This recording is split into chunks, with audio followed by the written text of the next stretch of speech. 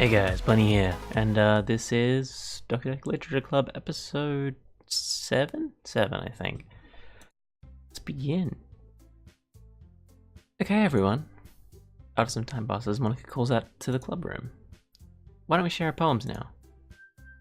Before I know it, everything is back to normal. Everyone goes to retrieve their poems, and I do the same. I make eye contact with Monica, and she smiles at me. I wonder if she was talking about the Sayori. Who should I share my poem to first? I'm gonna pick Yuri again, because... yeah. Bunny, your writing has only improved in these last few days. Every poem you've shown to me has been nothing short of spectacular. I can really feel the emotions. I'm a little envious even. I don't think it ever came to me this naturally. Yuri, that's the wrong way to put it. This never did come naturally to me, but I've been able to improve so much thanks to you. You're really the only example I was chasing after. You're really the example I was chasing after. Is that so? Yuri gently smiles to herself. This feeling. I'm so glad I got the chance to share my writing. I never thought it would feel like this. I remember you mentioning that yesterday. I can't believe that you're so good at something and you've never even shared it with anyone. It's kind of a shame. Maybe, but it's not like I really had a choice. What do you mean? Well, Yuri smiles sadly. Bunny, during lunchtime I eat by myself. Did you know that? It's a great time to find a quiet spot and do some reading. In fact, I always have some books with me. You could say I really enjoy reading. Well, that's one way to put it anyway. But books are so full of amazing and inspiring people. People you want to fall in love with. Or people you just know would make a really good friend. Cheerful people who always put a smile on your face, or deep thinkers and problem solvers who discover the mysteries of life. So when you look at it that way, I'm surrounded by friends every day, you know? And those friends don't laugh at me. They don't tease me for spacing out all the time. They don't make fun of my body type. And they don't hate me for acting like I know it all. People say that about you? I'm not a know-it-all, Bunny. It's the opposite. I don't know anything. I don't know how to talk to people. I don't know how to make people see me as normal. I don't even know how to make myself happy. I have all these feelings, and all I can do with them is read and write. But it wasn't until now that I started sharing it with you that I really understood what was missing all this time. But I haven't really done anything. No, that's wrong. Just being patient and respectful. That's really important to me. I know I'm a difficult person, Bunny. I speak too slowly. I second guess myself all the time. I read too deeply into things. But every time, you've always treated me just like anyone else. It's so rare that I feel comfortable with myself when I talk to others.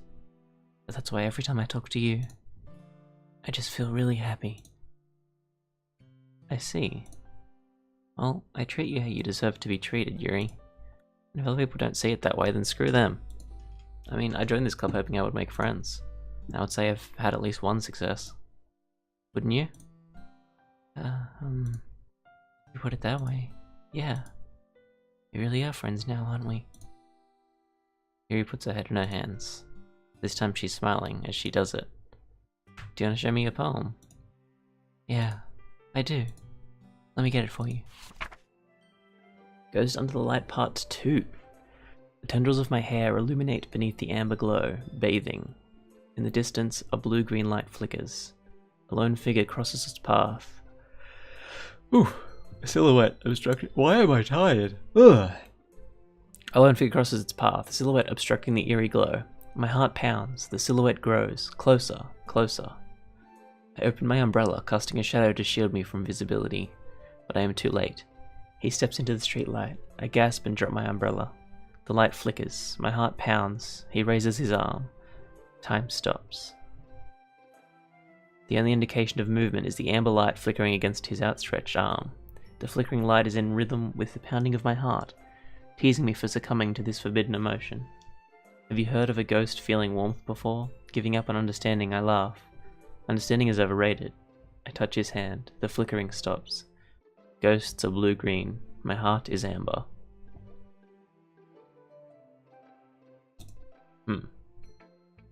Finishing the poem, I start to hand it back to Yuri, but instead of taking it from me, she looks away. Do you dislike it? No, of course not.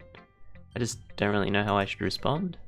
Despite Yuri's poems usually being cryptic, it wasn't hard to figure out what this one was about.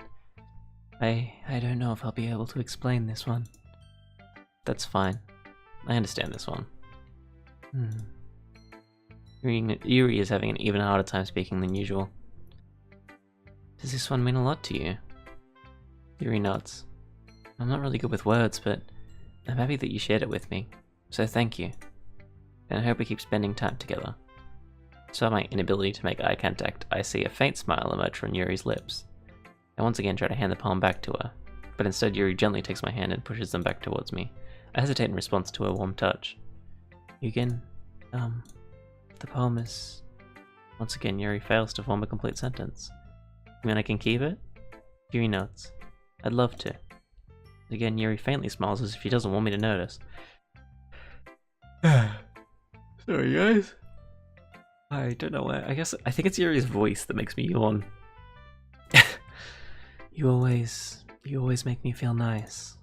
I know I'm not good with people, but I hope that I can return the favor sometimes. Yeah, don't worry. I think you do a good job. Yuri finally turns back towards me. I guess we should move on before Monica says something, but I'm sure we can talk again later. Yeah, I'm sure we will. With that, Yuri timidly smiles at me and I return to my seat so I can put her poem away.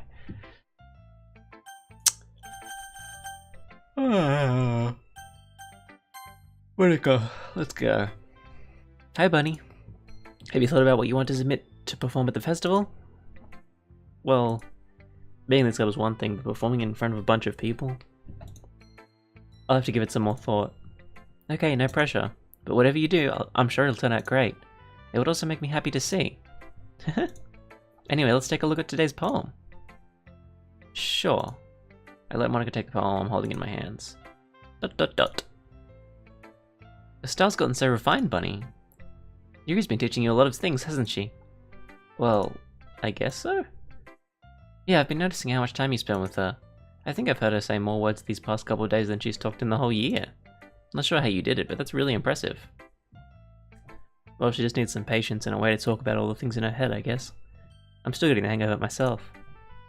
You're certainly putting in a lot of effort. You must really like her. That's... It's awfully suspicious, you know?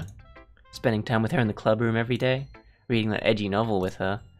Well, I just feel bad that she has a hard time socializing. It makes me want to make sure she doesn't spend all her time alone. I'm so sorry. I should have made a coffee before I started this. Besides, the novel isn't too bad either, you know. Alright. I get you. Just be careful, alright? I know that Yuri isn't used to opening herself up, so if something bad happens while she's vulnerable, then it could be really hard for her. Her books aren't a total escape from reality. They're just a bandage. You said it like I'm going to hurt her. Sorry, I didn't really mean that. If anything, she might accidentally hurt herself. Anyway, I'll share my poem with you now, alright? Alright. The Lady Who Knows Everything. An old tale tells of a lady who wanders Earth, the lady who knows everything. A beautiful lady who has found every answer, all meaning, all purpose, and all that was ever sought. And here I am, a feather. Lost adrift to the sky, victim of the currents of the wind. Lost adrift the sky, victims of the currents of the wind. Day after day I search. I search with little hope, knowing legends don't exist. But when all else has failed me, when all others have turned away, the legend is all that remains, the last dim star glimmering in the twilight sky. Twilight? Until one day, the wind ceases to blow. I fall, and I fall, and I fall even more. Gentle as a feather. A dry quill, expressionless, but a hand catches me between the thumb and forefinger. The hand of a beautiful lady. I look at her eyes and find no end to her gaze. The lady who knows everything knows what I'm thinking. Before I can speak, she responds in a hollow voice. I have found every answer, all of which amount to nothing. There is no meaning, there is no purpose, and we seek only the impossible. I am not your legend doesn't exist. And with a breath she blows me back afloat, and I pick up a gust of wind. Makes me think she's talking about Yuri, because Yuri kept talking about how everyone thinks she's a know-it-all. You know, I feel like learning and looking for answers are the sorts of things that give life meaning.